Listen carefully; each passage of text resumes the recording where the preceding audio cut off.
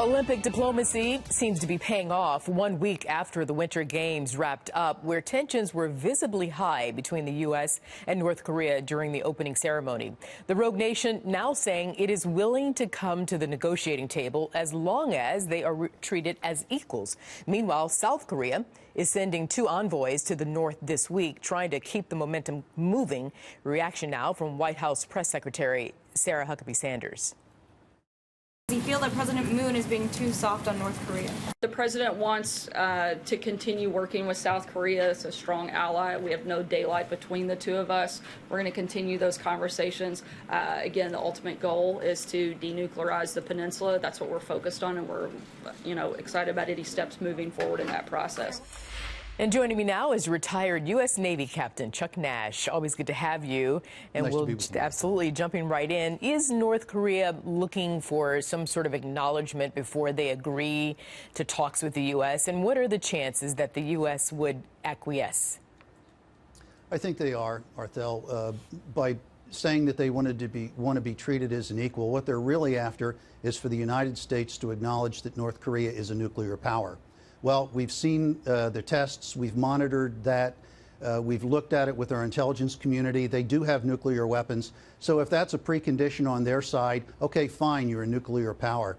The precondition on our side has long been the denuclearization of the peninsula, which means that North Korea would have to start a process whereby they would dismantle their nuclear power program and nuclear weapons program. And up till this point, they have adamantly refused to do so because they see it as their big insurance policy. Meanwhile, Captain Nash, what do you make of the tabletop exercise for North Korea? Is the threat of U.S. military action the only thing that will make Kim Jong-un acknowledge or comprehend that the U.S. is serious? I think he has to take it very seriously because this president, he's got face to save as well as Kim Jong-un has face to save. It's different now. Before, with previous administrations, I think the North Koreans looked at our negotiators as gray pinstripe suit State Department types, and we'll act up, and in the end, they're going to give us some economic assistance, and we'll all go on about our way. Well, now you've got a president that is hands-on, very hands-on, and he's leading this whole operation.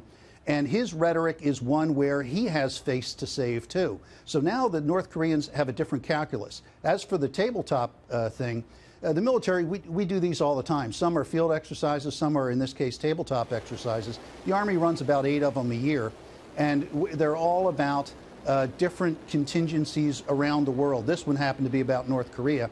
And as we could have predicted before they even ran the exercise, the outcome was pretty eye-watering and staggering as far as what the damages would be and the losses would be. Does South Korean President Moon have any weight or real ability to get North Korea to begin to denuclearize? I think really in the end game he does, because the ultimate goal of all of this ought to be the reunification of the peninsula. It was broken apart in 1945 by the Russians after World War II. And by bringing the peninsula back together, reunifying North and South Korea, that could solve a tremendous amount of these other problems. They would just cease to become issues once the two countries are reunited. And that would be the end of probably at least a 3-step process to get there. Yeah, but is that easier said than done? Oh, yeah. No, it would be very difficult because you've got all the external players involved. Yeah, like you've got China. The Russians. Oh, yep, absolutely. Russia. Exactly. Yeah.